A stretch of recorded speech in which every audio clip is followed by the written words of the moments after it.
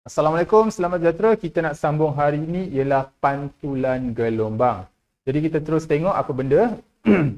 Okey, berdasarkan tutorial kita ikut soalan-soalan tutorial. Jadi soalan yang pertama, Rajah menunjukkan satu gelombang dengan frekuensi 20 Hz merambat ke arah satu penghadang. Okey, A, apakah yang dimaksudkan dengan frekuensi 20 Hz? Jadi jawapan untuk A, frekuensi 20 Hz tu maksudnya apa? Frekuensi itu ialah bermaksud bilangan ayunan sesaat. Ini ialah frekuensi. Jadi dia kata apakah maksud 20 Hz? Bermaksud 20 ayunan sesaat. Nampak? 20 Hz tu maknanya dalam satu saat dia berayun 20 kali. Okey, itu maksud dia frekuensi 20 Hz. B, lengkapkan rajah dengan menunjukkan bentuk gelombang selepas melanggar penghadang. Okey. Ini ialah kita punya penghadang. Cara nak melukis gelombang ini ialah gelombang yang datang.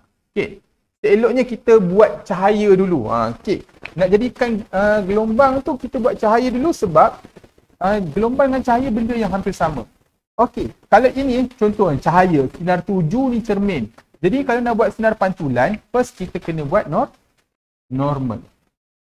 Sudut tuju mesti sama dengan sudut pantulan. Bila sudutnya sama, barulah kita pantulkan.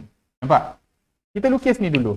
Lepas tu baru kita jadikan dia gelombang. Macam mana jadikan dia gelombang? Ini ialah garisan sudut tuju tu. Jadi kita hanya jadikan dia gelombang dengan buat cross sahaja. Cross 90 darjah. Jadi cross. Dengan jarak yang lebih kurang samalah. Dan bila dipantulkan, kita akan cross yang baru.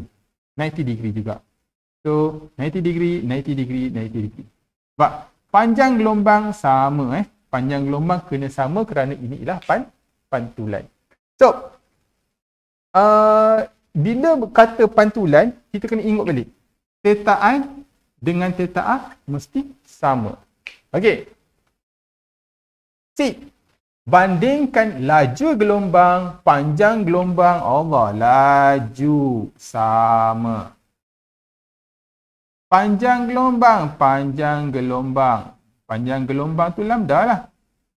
Panjang gelombang lambda sama. Semua samalah senang cerita. Frekuensi pun sama. Frekuensi sama. Apa yang tak sama? Panjang gelombang, frekuensi sebelum dan selepas. Okey, yang tak sama adalah dia punya arah sahaja. Okey, arah sahaja yang berbeza. Yang lain semua sama. Laju sama, panjang gelombang sama, frekuensi sama, amplitude sama. Okey, ada yang kata amplitude berkurang selepas pantul. Bila pantul, amplitude berkurang. Maknanya kalau sini tenaga dia besar, selepas pantul tenaga dia kurang sikit. Okey, betul. Contohnya macam suara kita. Gema suara kita, kedengaran makin perlahan. Tetapi itu kehilangan tenaga bukan disebabkan pantulan. Itu mungkin disebabkan oleh permukaan objek, yang mungkin menyerap bunyi dan sebagainya. Tetapi pantulan dia tidak menyebabkan kehilangan tenaga. Okey, semua sama. Okey, jadi D, fenomena di atas ialah pantulan gelombang. Nyatakan hukum pantulan. Apa hukum pantulan? Ini syarat-syarat pantulan lah. Syarat pantulan senang sahaja. Okey, hukum pantulan mengatakan sudut tuju mesti sama dengan sudut pantulan. Inilah yang disebut oleh hukum pantulan. Okey, dah itu sahaja pantulan. Sangat simple. Alright. Tutorial soalan 2. Kita tanya apa tu? Rajah menunjukkan sebuah kapal menggunakan teknik sonar untuk mengukur kedalaman laut. Okey, ni kapal.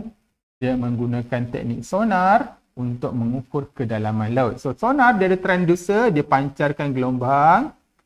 Okey, dan dipantulkan semula dan dia menerima gelombang tersebut. Okey, bila dia pancarkan gelombang dan diterima semula, dia boleh mengukur jarak ataupun kedalaman di kedalaman. Okey, A. Nyatakan jenis gelombang yang digunakan dalam teknik ini dan berikan satu sebab. Okey, gelombang yang digunakan ialah ultra sound ataupun ultra bunyi. Okey, gelombang yang digunakan ialah ultrasound. Dia menggunakan gelombang bunyi. Kenapa kita gunakan ultrasound? Banyak sebab dia. Antara sebabnya ialah frekuensinya tinggi. Kenapa bila frekuensi tinggi? Bila frekuensi tinggi, tenaganya tinggi. Okey. Kuasa penembusan tinggi. Nampak? Bila kuasa penembusan tinggi, dapatlah dia travel lebih jauh. Kalau guna suara yang frekuensi rendah, mungkin pergi je. Tak sempat balik pun dia mungkin dah hilang. Okey. Terangkan bagaimana teknik ini digunakan untuk menentukan kedalaman dasar laut. Okey. Ini digunakan ultrasound. Kita nak terangkan bagaimana dia digunakan. Poin yang pertama, mestilah ada gelombang ultrasound itu dipancarkan. So, yang pertama, gelombang ultrasound dipancarkan oleh transducer. Okey, ini saya buat dalam bentuk poin sahajalah. Okey. Kemudian, mesti ada pantul. Gelombang ultrasound dipantulkan. Okey. Oleh, contohnya permukaan laut. Dan yang ketiga, gelombang ultrasound itu diterima semula. Nampak? Gelombang ultrasound dipancarkan. Lepas tu dipantulkan. Lepas tu diterima semula. Lepas tu, macam mana nak tahu jarak? Masa. Okey, masa gelombang dipancarkan dan diterima. Okey, masa gelombang dipancarkan diterima atau kita panggil tempoh lah. Tempoh itu boleh digunakan untuk mengukur kedalaman. Macam mana nak ukur kedalaman? Kita ada formula kita. Okey. Ini dia punya penerangan. So, dipancarkan, dipantul. Pantul tu wajib ada, diterima dan bila dipancarkan, diterima, kita ambil masa. Masa untuk gelombang itu dipancarkan, diterima, tempoh masa itu kita boleh gunakan untuk mengira kedalaman. Okey. Kita tengok soalan C. Itu dia. Diberi laju gelombang yang digunakan dalam air ialah 1500. So, laju dia 1500 ms-1. Okey. Awak bunyi dalam air laju yang dekat udara yang paling slow. Okey, mengesan tempoh gelombang 0.25 saat. So, masa kita ialah 0.25 saat. Hitung kedalaman laut. Okey, hitung kedalaman laut. Jadi, kita kena kira. Okey.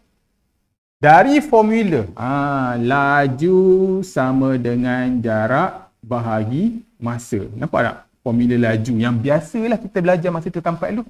Sekarang di tempat kan? Okey, jadi kita jarak sama dengan laju darab masa. Itu je. Ada laju tak? Ada laju, ada masa. Darab je lah. Nampak macam simple. Tapi formula dia ialah jarak jarak sama dengan laju V darab dengan masa bahagi 2. Kenapa nak kena bahagi 2? Sebab masa yang 0.25 saat ini ialah masa dia pergi dan patah balik. Maknanya dia melalui 2 jarak. Kita cuba nak kedalaman iaitu satu jarak sahaja, satu laluan sahaja. Jadi that's why kita bahagikan 2. Jadi dengan menggunakan formula ni V sama VT per 2, tolong ingatlah lagi senang. Okey, so kita gantikan sahaja. D sama dengan V 1500, T 0.25 dan bahagi dengan 2. Okey, kita tekan kalkulator. Oh Allah, lupa nak keluarkan kalkulator. Mana kalkulator saya? Bagi saya dalam 3 saat. Okey, 1500. Sudah, mana hilang kalkulator? Okey. 1500 darab dengan 0.25. Okey, bahagi dengan bahagi dengan 2. Okey, 187.5. 187.5 meter. Mana tahu meter? Sebab dalam meter sesaat kan? Okey. Okey. Dah habis tentang pengiraan. Seterusnya ialah aplikasi kegunaan dia lah. Okey, kegunaan pantulan gelombang. Yang pertama dalam buku teks kita, gelombang ultrasonik. Nampak tak? Digunakan yang dipantulkan oleh organ dalaman atau fetus memudahkan pemeriksaan perubatan. Kita menggunakan gelombang ultrasound kepada bayi kerana gelombang ultrasound ini tidak berbahaya berbanding dengan X-ray. Kesian budak tu belum lahir dah kena X-ray. X-ray ialah sinaran radioaktif yang berbahaya. Jadi kita gunakan ultrasound. Sebab ultrasound tadilah tenaga dia tinggi, mudah dipantulkan dan diterima. Yang kedua, gelombang radio dari satelit komunikasi dipantulkan oleh antena parabola ke horn suapan. Jadi, ni pun selalu sangat ditanya dalam exam. Okey, piring parabola kita, dia ada ni, penerima ni. Penerima. Penerima ini perlu diletakkan dekat mana? Kalau kita belajar tajuk cahaya, okey, dia perlu diletakkan pada titik fokus. Ni. Ini perlu diletakkan pada titik fokus ataupun pada panjang fokus. Kerana mana-mana cahaya ataupun sinaran ataupun gelombang yang terkena pada piring parabola semuanya akan dipantulkan ke titik fokus. Okey, jadi kita letak penerima ini pada titik fokus supaya semua gelombang yang kita terima semuanya dipantulkan ke titik fokus. Okey. Dan of course lah kena letak dekat tempat tinggi untuk mengelakkan sebarang halangan. Ini semua dalam kertas esei. Okey, seterusnya teknologi pemantul ultrasonik. Nampak tak? Ultrasonik tu ultrasound dikenali sebagai sonar. Sonar tu nama teknik itulah untuk mengesan kawasan yang mempunyai banyak ikan. Okey, sama ada nak mengesan ikan ataupun nak mengesan kedalaman. Kenapa nak kena mengesan ikan? Inilah bot. Pernah tengok tak kapal yang guna pukat macam ni? Pukat yang besar ni. Okey, dia kena mengesan dulu lokasi ikan tu dekat mana. Bukan dia main tarik je suka hati. Dia kena tahu dekat mana kawasan ikan yang banyak, barulah dia turunkan dia punya pukat ni. Jadi dia perlukan alat untuk mengesan kawasan yang banyak ikan. Okey. Jadi itu sahaja tentang pantulan gelombang. Mudah sahaja. Okey, saya harap penerangan ini membantu. Sekian, terima kasih.